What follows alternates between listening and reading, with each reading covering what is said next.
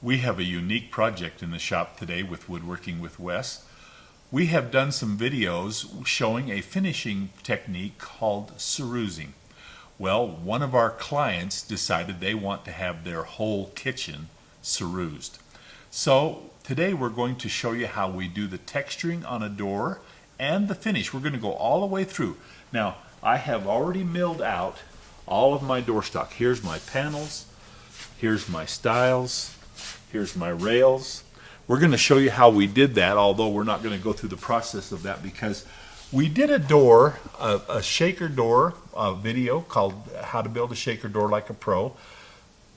We're going to provide you a link to that video which shows how we do all the stiles and rails. Now we did it a little different on this one. That was a square set stile and rail. This stile and rail set has a little bevel on it, and we're going to show you that in just a minute here.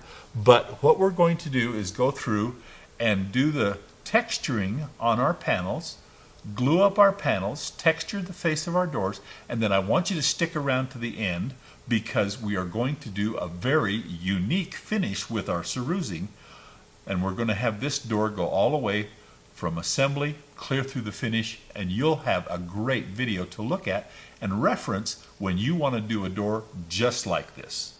I wanted to show you the stile and rail set that we're using. The door that we did had a square stile and rail. This has a bevel. If you look at the end of my rail here, you'll see that this has got a 14-degree bevel, and if you turn on the end of the rail stock here, you can see that there's a 14-degree cut back there. Makes this door come together with a little inside bevel around the panel, and that's the one we're going to use today. All of our stiles and rails are already all done like that, like I said, all right now. So let's get ready and texture some of this so that we can put a door together. Now, to texture, one of the things we have to texture first is that little bevel. That's why I pointed that bevel out, is that little bevel has got to be textured all the way around the inside, and the way we do that is just with a wire brush, and we just go like this. And the way I did it, now I'm going to grab this over here. It works better with 3 just because of my fat hands, and so by holding 3 and holding it a little bit of an angle, I can go through here and just scrub back and forth on that little bevel, and that gives just enough texture that when I do my finish, the glaze holds in those little texturing grain that we put on there, just like that. And we go through and we do all the stiles and rails just like that with our wire brush. Now that's just a little wire brush I bought at the hardware store. Worked great. Okay. The next thing we do, and I've done the stiles here, and these are the rails. The next thing we've got to do is I milled my stile and rail stock, and if you'll notice, I'm going to put my glasses on here so I can see what I'm showing you. You'll notice that there's, I call them feathers. I did this for a purpose. The tongue on my rail stock is a little bit thicker than my groove. I did that so that when I put these together, it's a real tight fit. Holds this door together really good. However, one thing you've got to do is you've got to clean that up before you put it together. So I just take a little hand piece of sandpaper, I go through, I sand that little feather off so that it doesn't get in the way of when I glue it up, and then I sand a little bit here. Now I don't have to worry about sanding on my tongue a little bit because, like I said, my tongue is a little fat, a little bit thicker, and not even enough to make a measurement. I mean, it is just so much, so tiny a difference, but just enough to make that joint real tight. But I don't like those feathers to get in the way because I want my glue to be on the surface of my joint very clean, and so I just go through and I just sand my joint, and now I have a nice clean joint and no feathers. And I'll do this to this one, and then we're ready to start on some of the other stuff.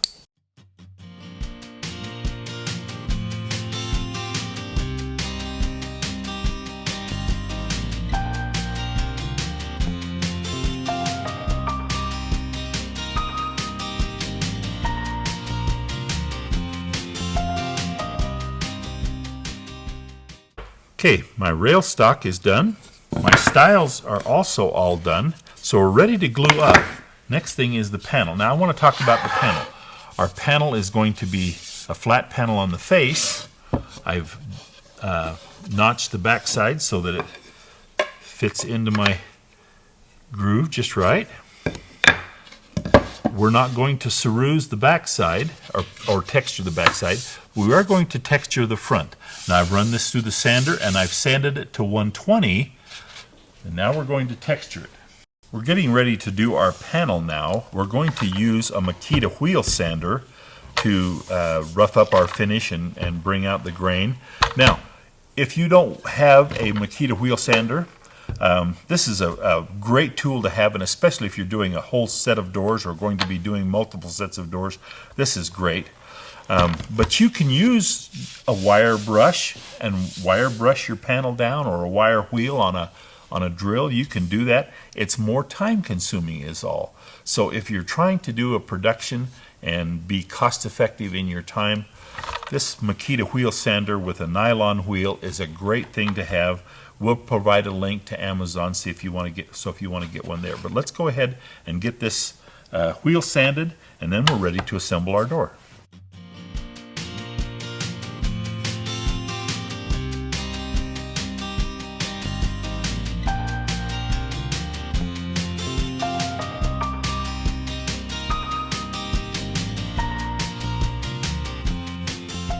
We didn't wheel sand very aggressively, but you can feel it. Obviously you can't see it in the video, but as you rub your hand across it, you can feel how that wheel sander has enhanced the grain, and when we do our paint and glaze, our glaze is going to pick up that grain and really show it off.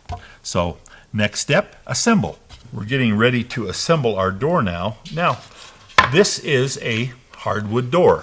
So there are some things you have to take into account when you do a wood door. One of the things you have to do is you cut your panel 1/4 of an inch narrower and shorter than the space allowed by your stile and rail. And you use these little hummers. These are called space balls. And what they do is create a space between your panel and your stile and rail. I always put, this is the end of my door, the top and bottom, so I'm going to put one in here. If this was longer than 10 inches, I would put 2. On my rail stock, I hold back from the rail a little bit, move them in, and I put 1 at the top and 1 at the bottom.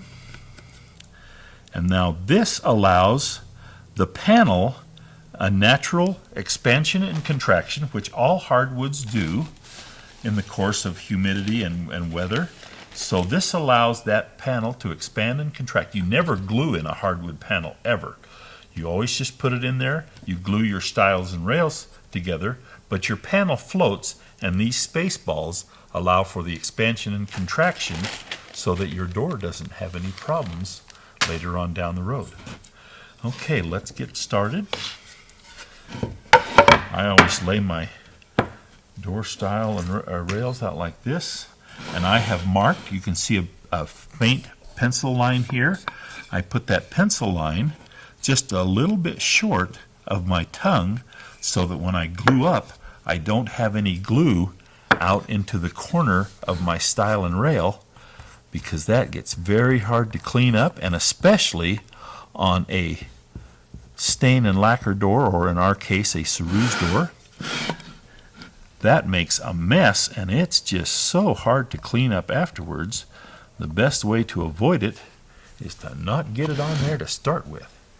Okay, so we put our rail on one end. Remember how I talked about it being very tight fit? Got to pound it into place. Now I'm assembling the door backwards. Let me turn it around so you can see it a little better. I get used to doing it so I could see it, so I want you to see it. So we've put our panel in here. Here comes our other rail. We put our other rail in there. Pound that into place. Here goes our other stile.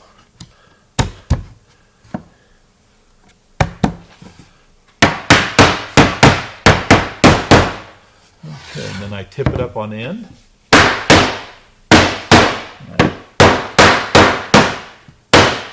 I pound it down flush like that.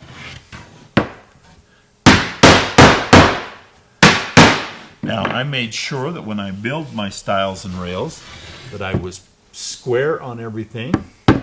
So this is the exact size of our door, and I flush my rails and my stiles on the end, and I am ready to glue up. Let me grab a couple of clamps. Let's put this door together.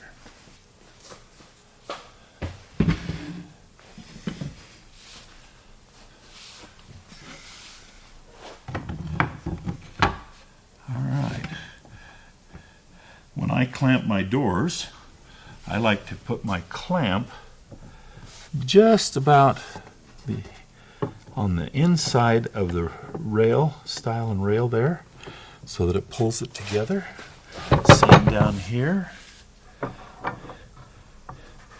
making sure that I'm flush all the way around. One of the other things I always do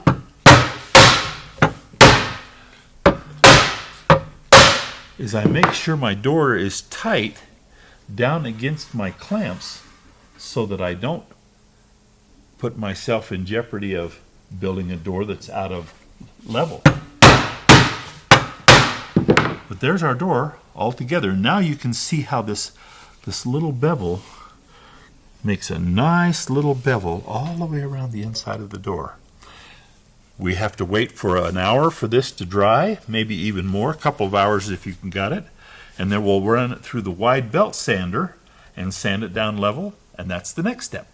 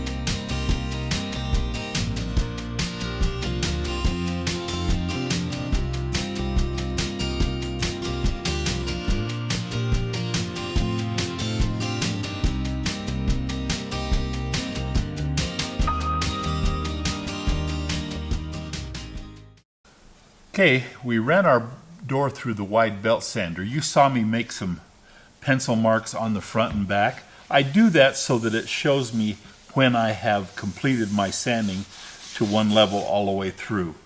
Then we went over and we sanded the top and the bottom of the door on an edge sander, and then we drilled for our hinges, and we put an 1/8 inch round over around the outside of the door.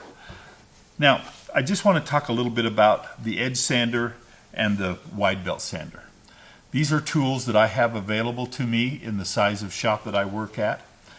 They are expensive tools if you don't have those things. A little extra handwork, sand down by hand, you can do these things, you can make these doors. But if you have a full set of doors that you're doing, check into, and if you don't have a wide belt sander of your own or a drum sander, check into a shop in your area that might have the opportunity to rent these tools by the hour. Take your set of doors over all glued up and have them wide belted or drum sanded for you. It just makes a better product for your client, worth the extra money. I did it for years. Always had someone do my wide belting for me by the hour. It's a great way to save time, and it's money well spent. Anyway, now we're going to sand our door to 120 grit fine and take our wheel sander, do the face of the door and our wire brush, and do the edges. And then we're going to be ready for the paint job. So let's sand up, get ready for the wire wheel.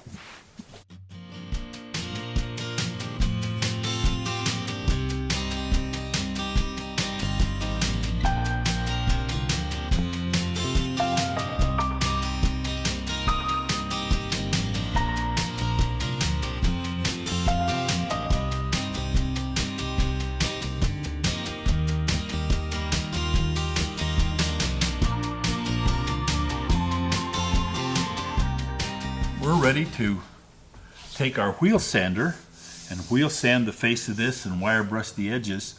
I just wanted to say one thing. The back of our door is not going to be wheel sanded. There's not going to be any texture back here.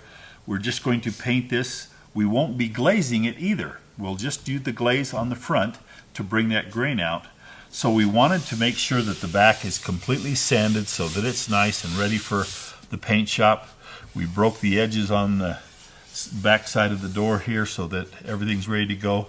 And you need to do all of your sanding before you do your wheel sander, because you want your door to be prepped just like you would be staining and lacquering it, and then wheel sand afterwards.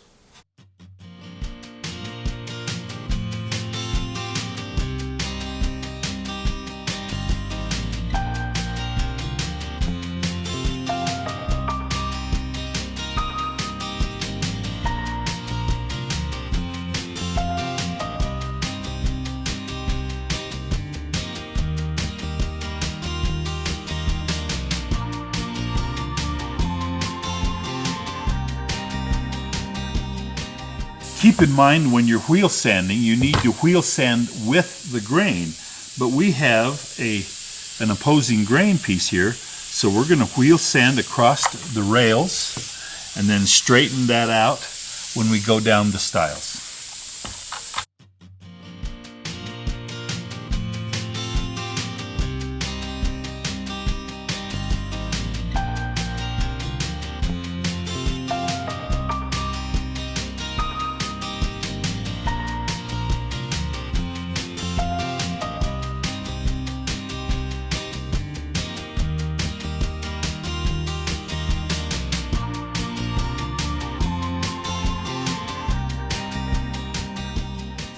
Okay, we're ready.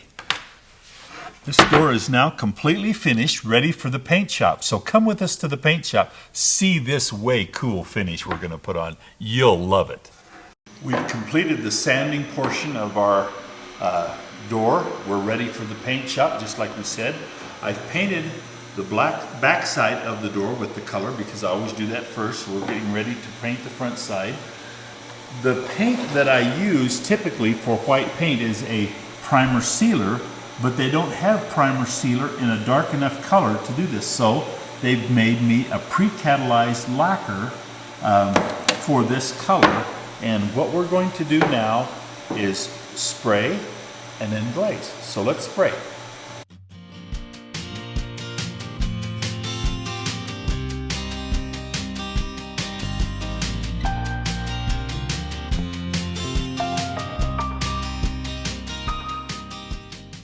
Paint on our door is dry now. We're going to take a soft sanding sponge and just gently sand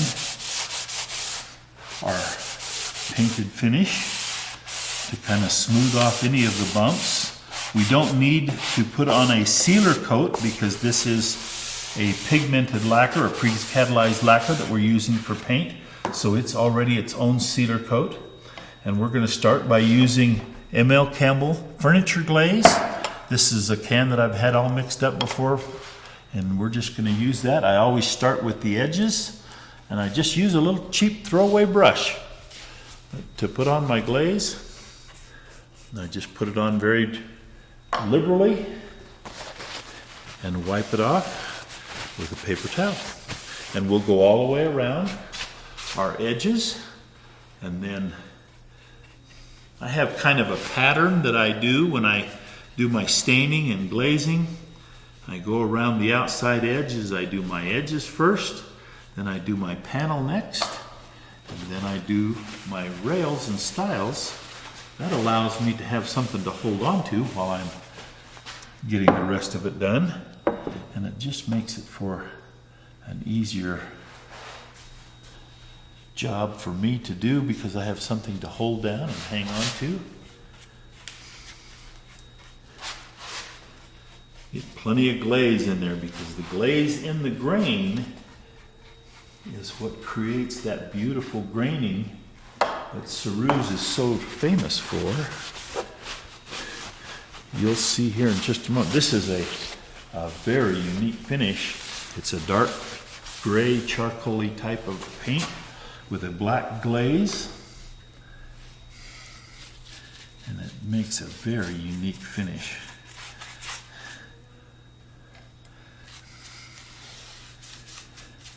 Be sure you take your brush and get down into the corners so that your glaze covers everything.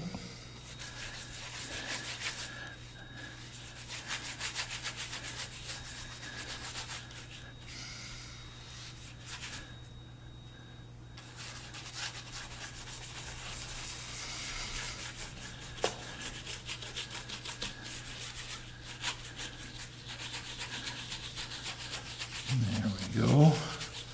Now we come back with our paper towel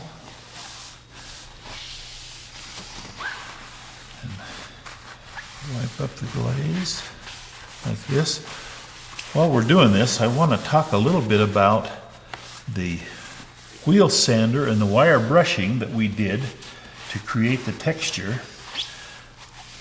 If you are doing this as a commercial job, if you're a cabinet maker, have a cabinet shop or a furniture shop, one of the things you need to keep in mind is this takes some time. Now, I did a time study or a calculation as I was doing these doors, and I just took an average of about 6 minutes per door. Well, 6 minutes doesn't sound like much when you're just working on a door. 6 minutes is no big deal. But on this job, I have 52 doors and drawer faces. So 6 minutes a door comes to over 4 hours of time with the wheel sander and the wire brush. That's over and above any of the sanding and assembly and everything else that you would do. So that's an extra step, and an extra step of 4+ hours on this job. Make sure that as you're doing your bidding or pricing your product, that you take into account the additional time. Now, I want you to notice, here is our original paint and here's our glaze finish. Look, there's a little bit of a difference color, where on some of the other cerusing videos that we have done, we sanded to take the glaze off of the high points. We're not going to do that. We want this glaze to stay on there. That's part of the color that we're after for our final effect. So we're just wiping our glaze on this one.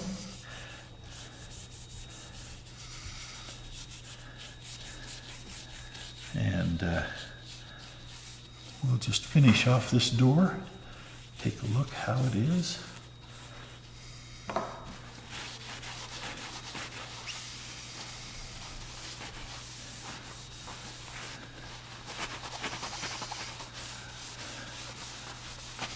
I love the way that glaze highlights that grain.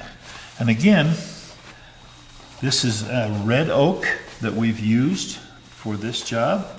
An oak has a nice distinct grain that allows the ceruse, the paint and glaze, the cerusing effect, to really stand out.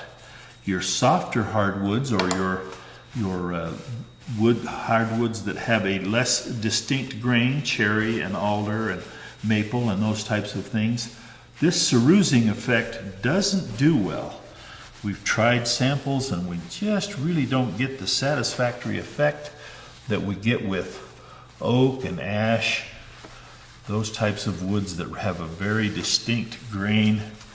That ceruse really comes out on those types of wood and makes a great looking finish. Let's kind of just touch up our panel here.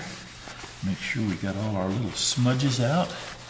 Go around our there, and then I'm going to just catch my end, even on my edges.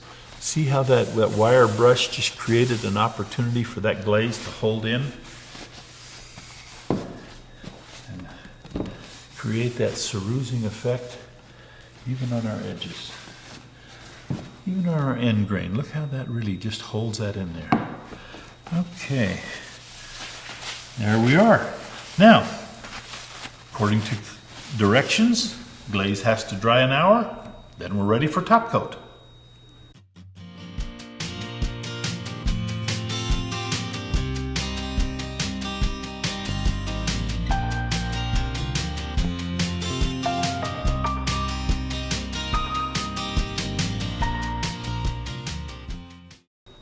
Well, we've completed the door, paint, glaze, and top coat. Has a great ceruse finish, looks wonderful. Our client's gonna love it. It's gonna be a neat looking kitchen. We're gonna take some pictures and post it on our Instagram. Follow us there, see some of the neat work we do. And we'll see you next time on Woodworking with Wes.